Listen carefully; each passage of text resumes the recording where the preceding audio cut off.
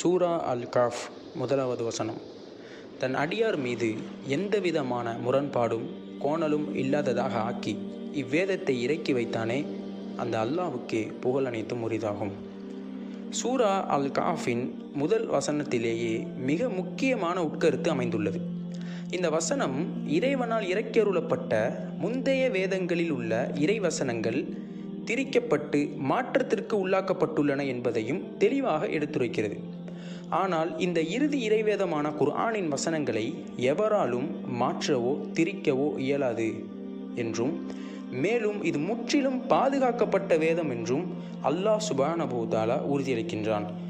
மேலும் இதை உண்மைப்படுத்தும் வகையில் சுமார் 1400 வருடங்களாக இந்த புனித குர்ஆனின் எழுத்துக்களில் எவ்வித மாற்றமும் ஏற்படவில்லை என்பது குறிப்பிடத்தக்கது. இதனை இன்றளவிலும் வரலாற்றில் தனித்துவம் வாய்ந்த நிகழ்வாகவே பார்க்க முடிகிறது. அல்லாஹ்வால் யூதர்களுக்கும் கிறிஸ்தவர்களுக்கும் அருளப்பட்ட வேதங்களில் இவர்களால் ஏற்படுத்தப்பட்ட பிழைகளையும் பொய்களையும் இந்த குர்ஆன் உண்மையை கொண்டு தொடர்ச்சியாக வெளிப்படுத்தும். இந்த குர்ஆன் உண்மைகளை எப்போது வெளிப்படுத்தும் என்றால், உதாரணத்திற்கு அணு ஆயுதங்கள் ஈராக்கிடம் உள்ளது என்றும் செப்டம்பர் 11 தாக்குதல் இஸ்லாமியர்களால் நடத்தப்பட்டது என்றெல்லாம் மலையளவு பொய்களை கூறி இஸ்லாத்திற்கு எதிராக அடக்குமுறைகள் அநியாயங்கள் மேற்கொள்ளப்படும் போது இறை நம்பிக்கையாளர்கள் அனைவரும் அல்லாஹ்வின் கட்டளைக்கேற்ப இந்த குர்ஆனை வைத்து இப்படிப்பட்ட பொய்களை எதிர்த்தால்தான் உண்மைகள் வெளிப்படும்.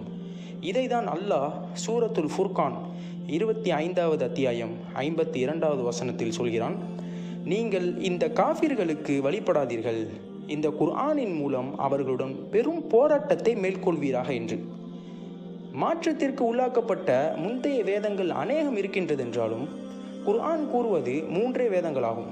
அது என்னவென்றால், தௌராத் நபி மூசா அலைஹிஸ்ஸலாம் அவர்களுக்கு கொடுக்கப்பட்டது, ஜபூர் நபி தாவூத் அலைஹிஸ்ஸலாம் அவர்களுக்கு கொடுக்கப்பட்டது, இஞ்சில் நபி ஈசா அலைஹிஸ்ஸலாம் அவர்களுக்கு கொடுக்கப்பட்டது. மேற்கூறப்பட்ட 3 வேத சொற்களில் ஏற்படுத்தப்பட்ட பிழைகளையும் பொய்களையும் மட்டும்தான் குர்ஆன் உண்மையை கொண்டு வெளிப்படுத்துகிறது. நாம் குர்ஆனை வைத்து உண்மையை கவனிக்கும் பொழுது எந்த விஷயங்களெல்லாம் யூதர்களின் வேதத்திலும் கிறிஸ்தவர்களின் வேதத்திலும் மாற்றப்பட்டிருக்கிறதோ அந்த விஷயங்களை வைத்துதான் தஜ்ஜால் மற்றும் யஹ்ஜூஜ் மஹ்ஜூஜ் காலத்தில், அதாவது இறுதி காலத்தில் நாம் பெரிதாக சோதிக்கப்படுவோம் என்பது தெளிவாகிறது. மேலும் சூரா அல் காஃப் என்ற ஒரு சூறாவில் மட்டும்தான் தஜ்ஜாலை பற்றியும் யஹ்ஜூஜ் மஹ்ஜூஜ்களை பற்றியும் சேர்த்தே அநேக விஷயம் சொல்லப்பட்டிருக்கின்றன.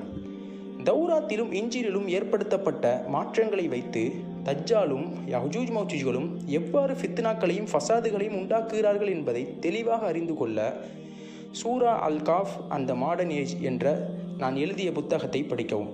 குர்ஆனை பிழையில்லாத வேதம் என்று நம்பக்கூடிய நம்பிக்கையாளர்கள் தௌராத்திலும் இஞ்சிலும் இருக்கக்கூடிய பிழைகளையும் ஊழலையும் உண்மையை கொண்டு வெளிப்படுத்த வேண்டிய பொறுப்பு குர்ஆனை நம்பக்கூடியவர்களுக்கு உள்ளது.